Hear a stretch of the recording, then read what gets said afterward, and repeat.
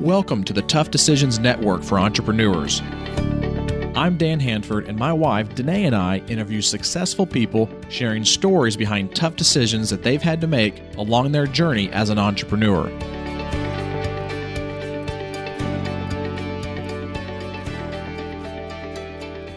On the podcast with us today, we have Greg Dickerson. Greg, thank you for joining us. Well, thank you for having me. It's a pleasure to be here. Yeah, we are looking forward to hearing a little bit about some of the tough decisions that you have faced and what we can learn from those. Before we jump into the tough decisions, give myself and our audience just a little bit of background about you and how you became an entrepreneur and where your focus is right now. I'm just a natural-born entrepreneur. I'm one of those guys that started out as a kid pushing a lawnmower, going from door to door, knocking on doors and cutting grass, raking yards, washing cars. I mean, anything I could do to make money. And, my dad was a career military man. He was in the Navy right out of high school. And he kind of taught me without me knowing he was teaching me. So, for instance, the lawnmower. So he would charge me for the gas that I would use in his lawnmower to cut grass. And then he would take a percentage of everything I earned, to cover the cost of using his equipment as a rental. If I used the car for anything, I had to bring it back full of gas. So he taught me the cost of overhead at an early age. I've just always kind of had it in me. I went in the Navy right out of high school, didn't go to college, and I always wanted my own business. I was just born that way. That's just what I wanted to do. And after I got out of the military, I've done two things in my life, restaurants and construction. And I was working in a restaurant, and there was a guy doing an addition on it, and he hired me to come clean up after him. And he took a liking to me. I'm a hard worker, and I'm a quick learner. And I just started following him around to different job sites. And I would do side jobs on my own and things like that while I was working in restaurants, and I was managing restaurants. So I was getting a business education while I was working construction, getting a trade education during the day. And in 1997, I decided to move to the Outer Banks of North Carolina. I wanted to open some restaurants down there, and I bought a house, and I was trying to get an addition put on the house, and I couldn't get anybody to return my phone call. And I had some, carpentry skills and handyman skills that I'd built up in the construction trade along the way. So I said, if this guy's that busy, there's got to be an opportunity. If he can't even return a phone call, then there must be an opportunity. And so I decided to start a handyman remodel company instead of a restaurant. And that was 1997, 98. And my first year I did $250,000 in sales.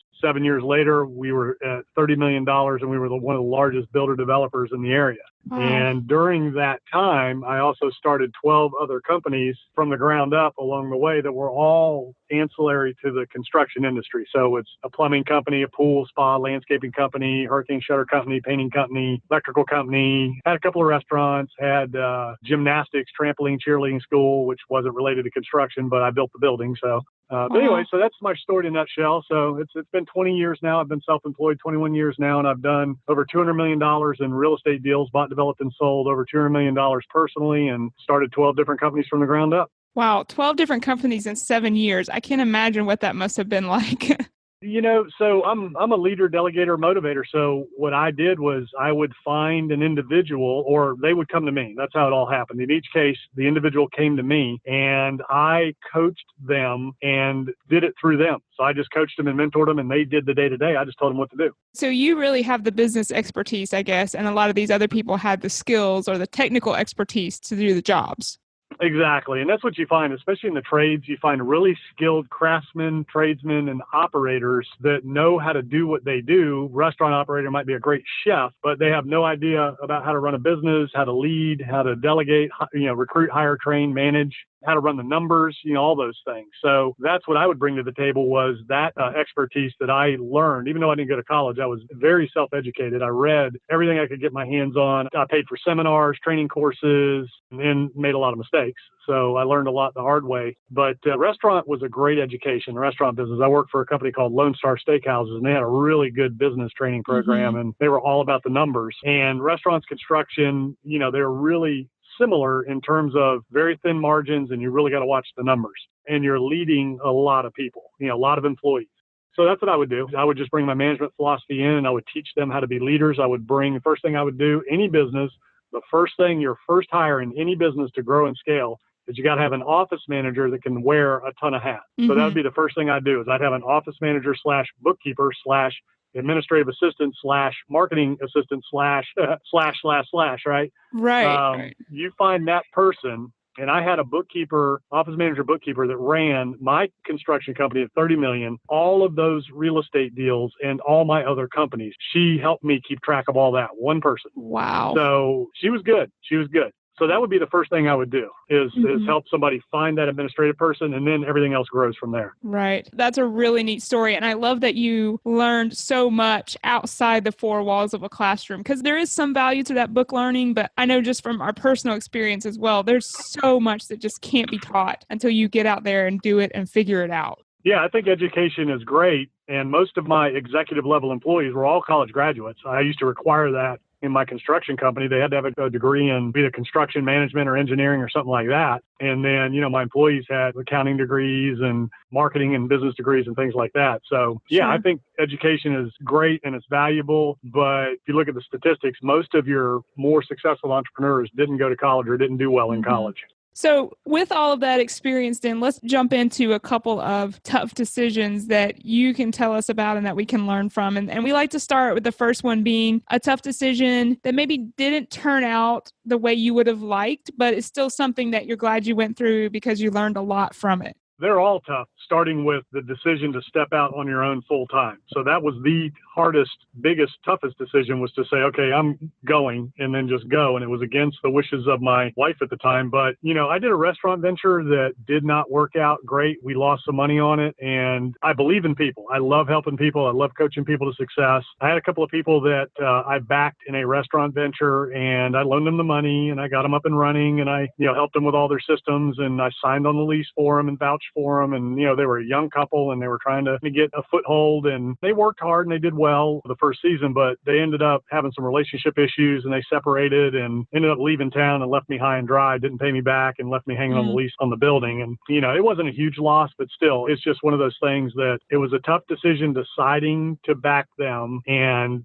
not be involved at all. Usually if I did something, I was in control. This one, I just flat out loaned them the money, gave them a little advice, and just kind of helped them. And I wasn't involved, and it didn't turn out so great, but you learn through those things. So have you, in similar situations like that, have you found a balance or maybe a happy medium, we might like to say, in loaning money and being involved to a certain extent, but not having to run it yourself? Yeah. So every other case, I was in control, but I didn't run it myself. So that was really just the main difference. Was every other instance, I put money in, I backed people, but I maintained control. I was the owner of the company, and they either were a partner, a minority partner, or they worked as an employee for the company until I sold it back to them or sold the company in general. So that's what I did every other case except this one. I just didn't want to be involved in it. They were doing, late hours, and they were doing a nightclub thing, and that's just not me. And like a bar, it was a restaurant bar kind of thing. And I just, I'm not a bar person, so I didn't want to be involved. But hindsight being 2020, I could have made that work if I would have kept control of it and kept a tighter rein on it. So shifting gears a little bit then, talk to us a little bit about a tough decision that you struggled to make, but in the end, it turned out really well, maybe even better than you thought it would in the end. So, there's a lot of them. They're obviously real estate deals, but from a business perspective, I started out working out of my house and doing everything myself, doing the books by hand, all of that. And, there's a lot of little tough decisions along the way, but probably the first one was your first hire. When you first start out in business and you're growing, that first hire is a very difficult decision. And that was my office manager bookkeeper that was with me my entire career down there. I met her through working in a restaurant down there. She was keeping the books for all the restaurants. So she was very good at multitasking, and I knew she was special. So I was like, I'm going to recruit her. And I started her part-time, and then she flourished into more than I ever hoped for. And then the decision to lease my first office warehouse for the construction company. So, even though I had her, I was still kind of working out of my house. And then it came to a point to where, okay, you either grow or you just do this. And I'm a risk taker, and I'm a growth. I like to scale. So I signed my first lease, and that was scary. And it was only $800 a month, little office warehouse. And I just remember that being scary, stepping out and doing that. And then I went from there to a 3,000 square foot office. That was $3,000 a month. And that was another big scary time. So each monumental step in the growth of your company, if you're somebody like me that just came from nothing and nowhere, I had no money. I didn't have anybody backing me. I didn't have family that were in business teaching me. Literally, it was me and what I learned in the books I was reading and the people I was working for. And that's how I learned. And then I went out there and did it and figured it out. all of those things were scary because I didn't have anybody like me behind me going, it's going to work out. You'll be fine. Don't worry about it. This is how it works. This is what you do. I just didn't have that. I was like, gosh, I'm paying $800 a month here. Do I really want to sign for $3,000 a month? How am I going to make that work? But it just did, and it worked. And we ended up being a $30 million company, and I sold it. Everything worked out, but it was scary along the way here and there. So was that first big step to lease your own office space? Do you think that the effects of that were more about the effects it had on you just being a real business, if you will, or was there something else that really made that a great idea and a great move for you at the time?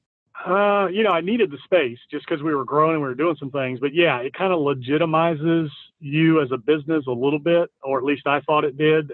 Things were different back then. I mean, I didn't even send my first email till like 2001, right? 2001. So it was a really different way back then. The traditional business would get a storefront and you'd have trucks on the road and you would do all these things that made you look like a legitimate business. Now I'm like totally outsourced. I don't even have an office right now.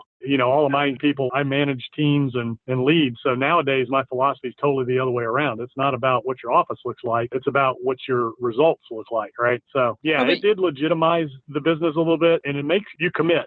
When you sign a lease and you got to make that payment, you commit. Right. There's no going back after that point. And you are very right about how things have changed so dramatically about the way we look at business. People today don't think it's a big deal if you work from your home. 25 years ago, that would have been like, oh, you can't afford your own office. That kind of thing, I think, is just very different. What are some strategies that you like to use when you are facing a tough decision? How do you approach that decision? How do you get to a place where you're ready to make a choice and take a specific direction? Well, I have a strong faith, so I pray and I talk to God and I look for that leading and that guiding in every aspect of my life all day, every day. And it was funny, I was talking to somebody about this today, but that's not enough. So you can't just pray and expect the answer, expect something to happen. You have to go out and you got to get it done. So when it comes to a business decision, the truth is in the numbers. So depending on what it is, there's always some sort of hard data that you can look at that will help you make that decision. Business is about the numbers. So whatever that decision is, it's usually, from a business standpoint, a lot of times it's based on numbers. Sometimes it's based on personnel. Sometimes it's based on a strategy. So you just really need to put it down on paper, measure that decision against your business plan, against your numbers, and against your personnel needs and issues. And the answer just reveals itself. You just know what to do because business is pretty cut and dry. It's numbers, it's people, it's operations, it's, profits and process. So it's usually easy to measure that and make those decisions from a strategic standpoint. We're going to take a quick break and hear from one of our show sponsors. When we come back, we'll talk to Greg about some of his favorites as it relates to his life as an entrepreneur. Have you ever thought about investing in real estate, but find yourself so busy that you don't have time for it? Do you have FOMO, which is the fear of missing out? At HandfordCapital.com, we help investors with passive real estate investments that project better returns than traditional investment vehicles such as the stock market. If you'd like to find out more about our passive real estate investments, visit HandfordCapital.com. That's HANDFORD capital.com. We will jump on a call with you to discuss your investment goals and to see if our investments are a good fit for you. This advertisement is not to be construed as an offer or recommendation to buy or sell a security. Visit HandfordCapital.com. We are back and we're talking to Greg Dickerson. Greg, we like to call this section of our show the trifecta, and we just have 3 quick questions about some of your favorite things that you use all the time. So our first one is, what is your favorite technology that you use in business every day that makes your life easier? So I would just say technology in general. I use technology. I do about 80% to 90% of my business on my jumbo iPhone. I've got the biggest one you can get. So I use that. So I use Office 365. So it keeps my contacts, calendar, emails, all that in one place. It syncs across all my devices. I use Mac and iPhone. So all my pictures, everything just syncs in the cloud. So just technology in general, the cloud, everything I do is cloud-based. All my accounting, all of my documents, everything. It's all backed up. And I've got all of my information going back 20 years, all my tax returns, all my deals, all that stuff. I'm very organized, very detailed, so I can pull pretty much almost anything up at any time. It's all backed up in the cloud. What's a favorite quote that you've heard that has helped you as an entrepreneur? probably one of my favorite quotes is just, I can do all things through Christ who strengthens me. And, again, I'm very faith-based, and I always think about that in any times with challenges. But from a business perspective, probably Zig Ziglar was one of my favorites. And he would say, if you help enough other people get what they want, you'll ultimately get what you want, not in a manipulative type of way, but in a very sincere, honest way. If you care about other people, if you look to serve other people and help other people first, then everything you're trying to do will fall into place. And that's me. I'm just wired that way. I love to build people, help people, and give. And I like building things. So that's probably two of my favorites right there. And what's a favorite book that you've read that has helped you make better decisions as an entrepreneur? Gosh, there's so many. Going back to some of the first ones, obviously everybody read Rich Dad, Poor Dad, and that's kind of what sparked, a lot of building businesses to use to invest in real estate. So that's what I did, and I read that book. And then the second one was The Power of Positive Thinking. And of course, other than the Bible, my favorite book in the Bible is Proverbs. It's all about wisdom. I use that all day, every day. We all do. We don't even realize it. A lot of our little wisdom sayings come from that book. So those are probably three of the most fundamental. And then Think and Grow Rich by Napoleon Hill. I mean, all of those together kind of sum up in terms of business strategies. And then I have a management philosophy. I read The 1 Minute Manager, and there's a series of books that became my management philosophy. And that's how I built and grew my company so fast, was using the 1 Minute Manager system of management, which is recognizing that people are your most valuable resource, and you get the best results from people if they feel good about themselves. It's all about, recruiting, hiring, training, leading, motivating, delegating, and all the levels of that in terms of managing people. So those were the books that were the most effective in my career. Of course, I read books constantly, but those are the foundation of what achieved the most amount of success for me in the least amount of time. Very good. And what's the next thing for you right now on your vision or dream board? Well, right now, I just turned 51, and I've had big companies with employees my entire career, so I've kind of wound all that down. Everything is outsourced, and I'm working on big deals, bigger projects, and fewer. So again, my philosophy now, my business philosophy is to make the most amount of money in the least amount of time with the least amount of energy and effort possible. So I'm an efficiency junkie right now. I try to be as efficient as I can in everything I do and lead teams of experts. So I'm very focused on bigger projects, bigger opportunities, and just kind of consolidating my life and being able to do and be anywhere I want at any given time. Greg, how can the listeners reach out to you if they're interested in finding out about some of your businesses that you have, or just want to find out more about you? Is there a way that they could reach out to you? Yeah, so my website, gregdickerson.com. My phone number is 434-326-3903. And all my information is on my website, gregdickerson.com. And I answer the phone. I'm happy to talk anytime. I love talking to people and hearing what they're doing and helping people with their business. Well, Greg, thank you very much for being on with us. We really appreciate it. I think it's going to be valuable for all of our listeners who hear this interview, and we look forward to following you and hopefully maybe having you on a future podcast. Yeah, anytime. I enjoyed it, and I appreciate you taking the time out today. All right. Thank you. Thank you for listening to the Tough Decisions Network. Be sure to visit toughdecisions.net to gain access to show notes for this episode and to join our free weekly entrepreneur email, where we will send you news about the latest technology for your business, inspiring quotes, and the latest books for entrepreneurs. That's toughdecisions.net.